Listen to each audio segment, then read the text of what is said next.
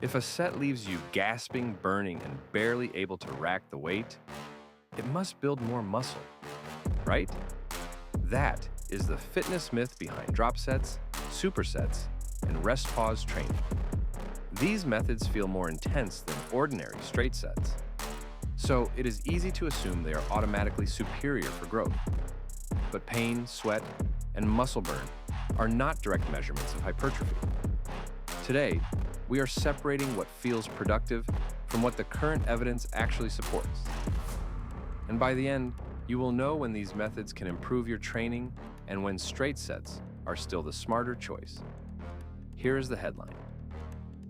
As of July 22, 2026, the best available evidence does not show that drop sets, supersets, or advanced methods as a group consistently build more muscle than well-designed straight sets.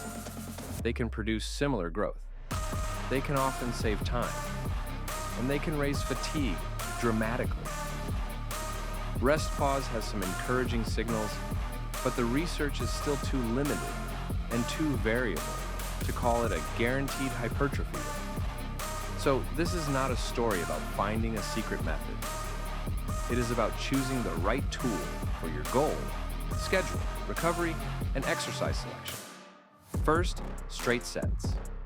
You perform a set, rest, then repeat the same exercise. It may look basic, but basic is not inferior. Straight sets make it easier to control load, repetitions, rest periods, technique, and progression. That matters because muscle growth is built from repeated exposure to challenging, high-quality training over time. You can track whether you added a rep, added weight, improved your range of motion, or performed the same work with cleaner technique.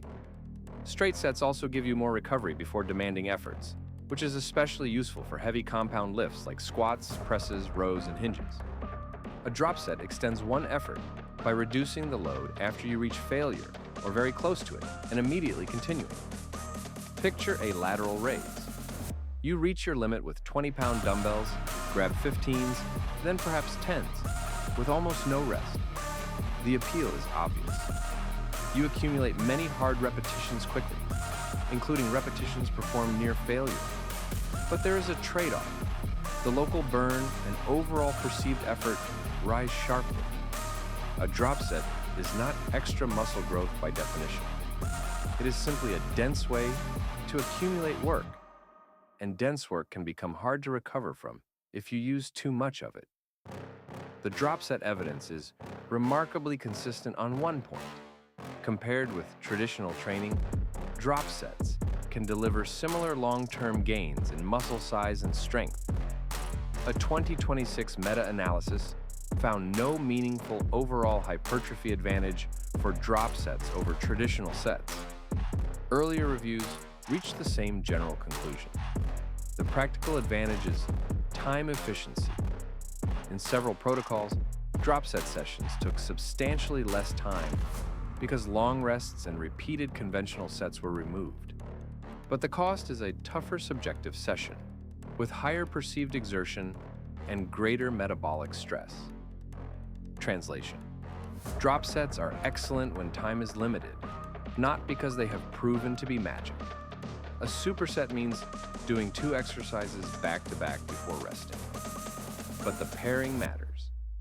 An agonist-antagonist superset pairs opposing muscles, such as a chest press with a row or curls with triceps extensions. An upper-lower superset might pair a leg curl with a dumbbell press. A same muscle superset, like a press followed by a fly, is much more fatiguing because the second exercise starts with the target muscle already tired. These are not interchangeable methods. Calling all of them supersets hides the detail that matters most. Whether the second exercise interferes with performance on the first.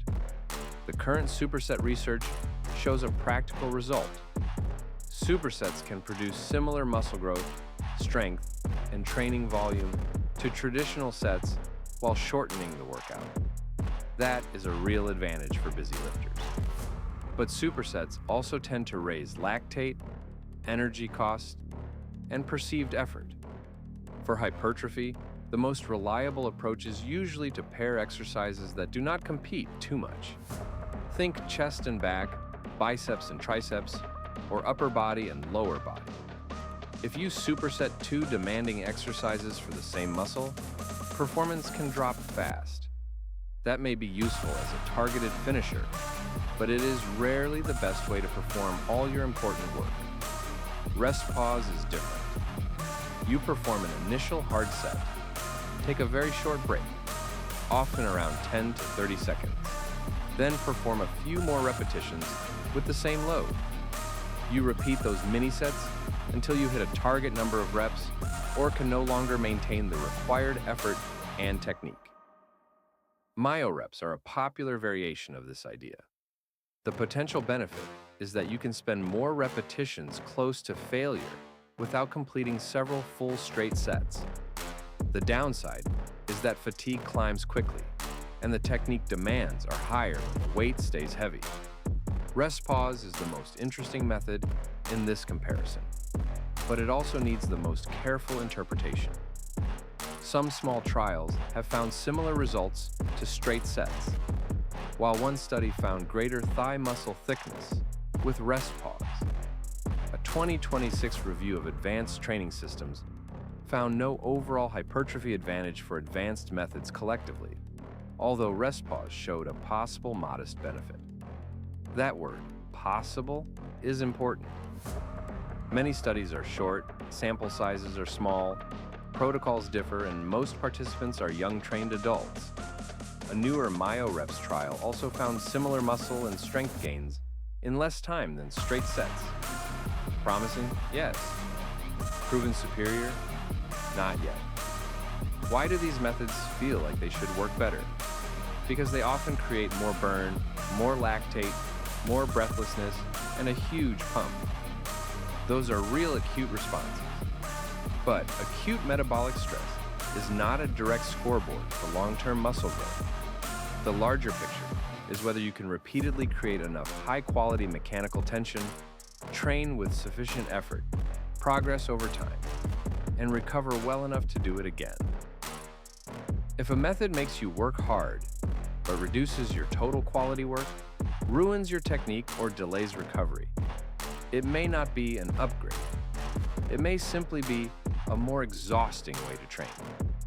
This is the programming reality. When researchers match overall work and effort reasonably well, differences between methods often shrink. And when they do not match those variables, a technique can look better simply because it created more hard repetitions or more total work. That does not make the technique magical. It makes training dose important.